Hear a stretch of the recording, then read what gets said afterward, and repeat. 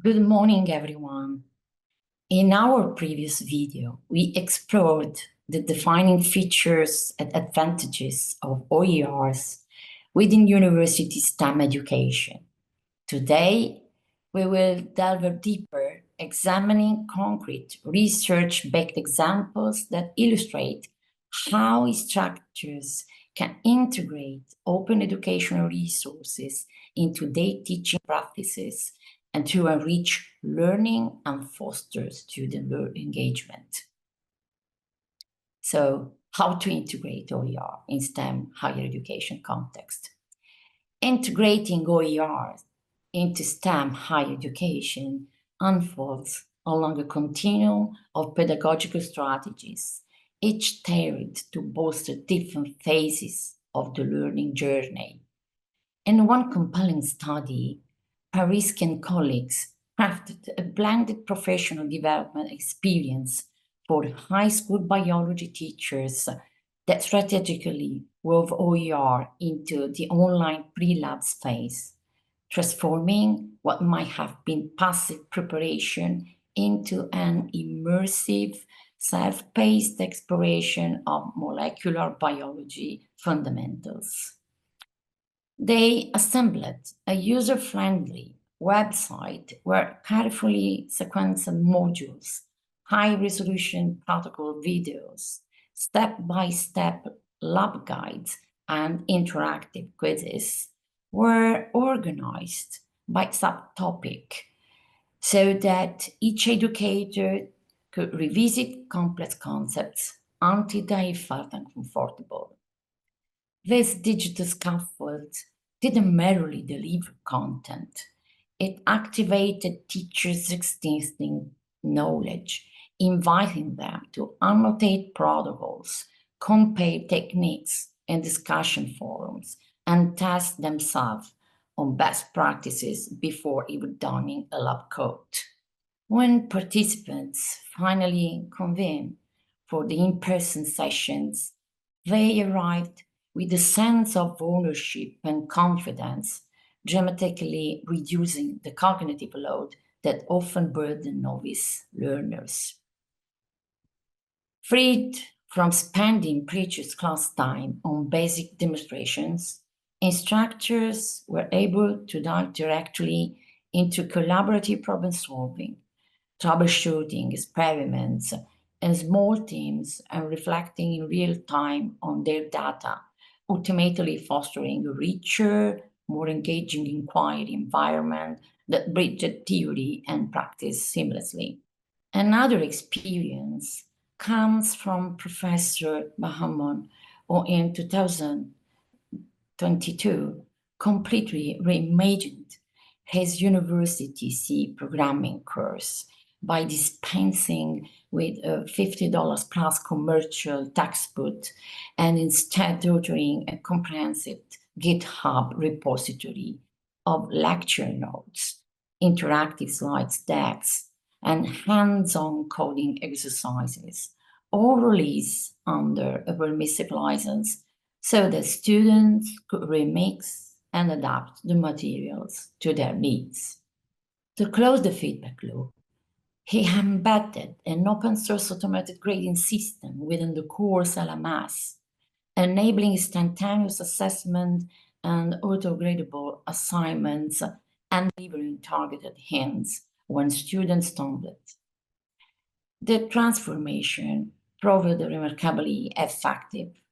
Learners saved dozens of euros each.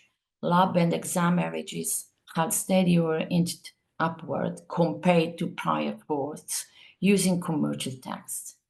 And course satisfaction soared as students appreciated unlimited access, the freedom to customize their learning resources, and the new opportunities to collaborate and code in a sharing online environment. Yet, OER need not only support consumption of knowledge, they can enlist students as active creators and co-designers of educational content. In a standard project, which collaborators invited their graduates in a comparative vertebrate anatomy course to conceptualize, script, film, and edit 8-minute instructional videos aimed at a middle school audience, thereby turning learners into teachers. Working in small teams, students began by choosing a specific anatomical structure or system, say the vertebrate limb or respiratory apparatus, and researching about its functional mechanics and its evolutionary origins. They drafted storyboards that balanced scientific accuracy with age-appropriate explanations, and then recorded voiceovers, searched or sketched illustrative diagrams, and used simple animation tools to bring concepts to life. Crucially, each video included an interactive segment, such as clickable quiz or guided mini-lab, and invited asynchronous viewers to test their understanding. Through the process, teams participated in peer review workshops where they critiqued one another's scripts, refined their use of open licensed media, and iteratively improved both content and delivery.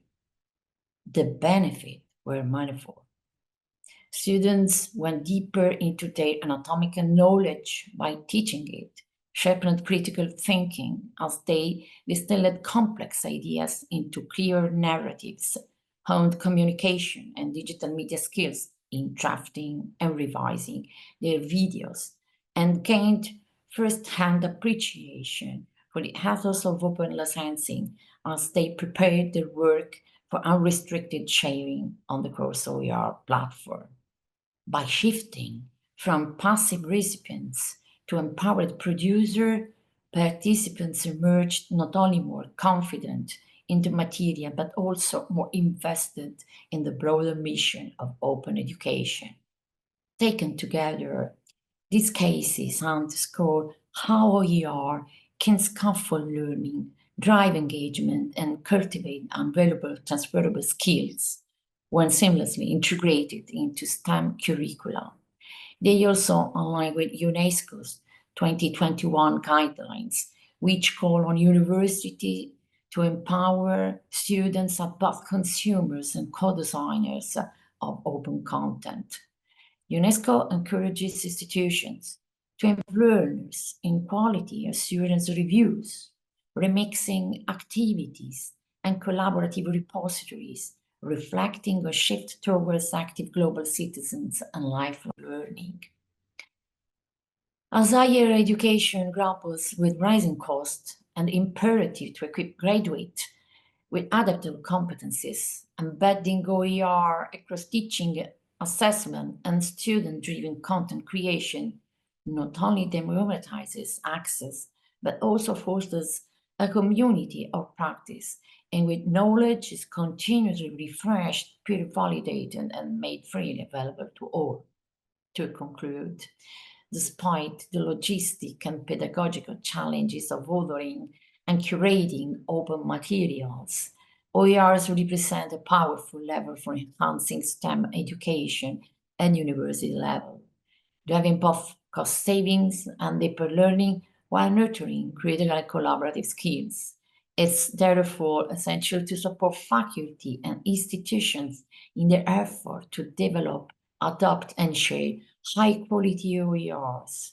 Thank you for your attention.